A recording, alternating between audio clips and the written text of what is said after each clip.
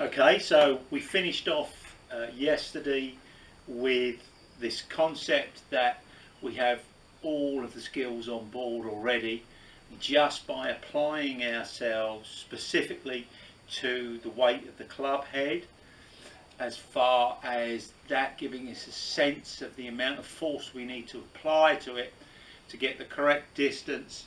And we're using this incredible measuring device with that called our eyes. So this absolute belief that we can sense how far something is and what force we've got to apply to it. As you begin to practice that and then put it into the sequence of I'm looking at it and then I actually hit the ball and the result, then we've got a little bit of a different platform to work from. So as I said at the start of the last one, there's this inbuilt desire to, if we come up short, to actually hit it further the next time. And this really doesn't tap into your natural ability to sort these things out. So I've got more of a practical way to do it. So let's say I hit my first putt and I actually applied the force exactly how I'd practiced and felt that I hit the ball out the middle of the club, and we'll talk a little bit about that later, and the ball comes up short. Now there's a couple of laws that dispute a little bit. One is that the maximum distance that we should be, the distance to maximise our opportunity of the ball going in the hole means that we aim 17.5 inches past the hole. Now there is a different story offered by Aimpoint, but I'm going to stick to the 17.5 inches theory that's been offered by Dave Peltz for the moment, even though there is some slight flaws in it. Now the reason that they're suggesting that is that when a ball obviously doesn't reach the hole, it has no chance of going in. So if we can increase the opportunity of the ball going by the hole, just making sure everything gets up to the hole or past, then that will increase our opportunity of holding all putts that are on line. And I'm sure you felt that frustration of that putt going exactly on the line you've chosen and stopping just before it goes in the hole. So that helps that situation. Now the challenge on the other side of that, if we move the point of which we're going to hit it, then there will be some balls that go further past the hole. But the advantage in this case is that we've seen some of the opportunities for borrow that we wouldn't have seen to make sure that we hit the putt along the right line on the way back.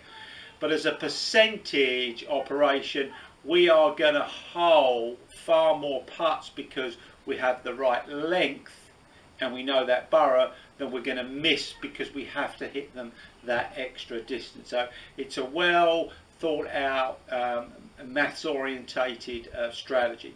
So we're going to call that 17.5 inches. Now there are huge advantages to this 17.5 inch rule.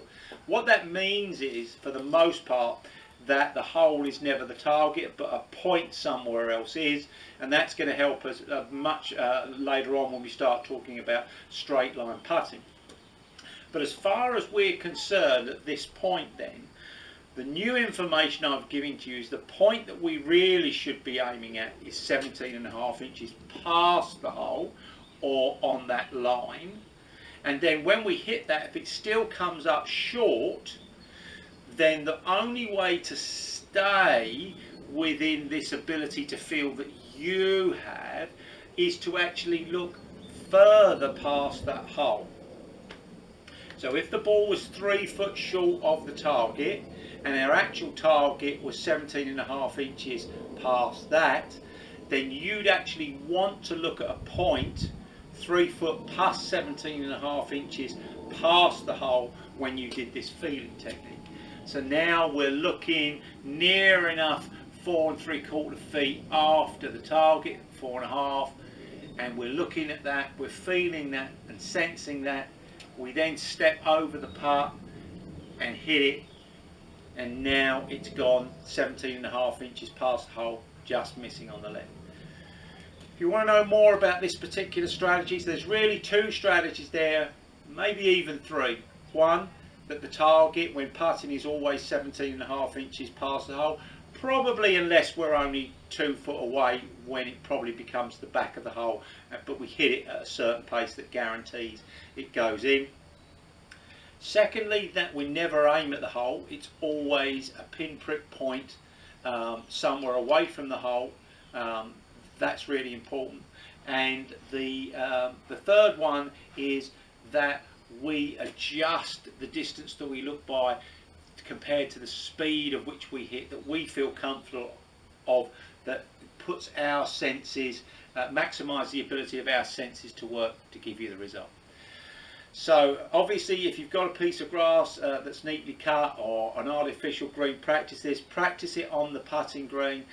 Give me your feedback, and please post any questions to the email address info@wgtf.org.uk. And in the meanwhile, stay safe.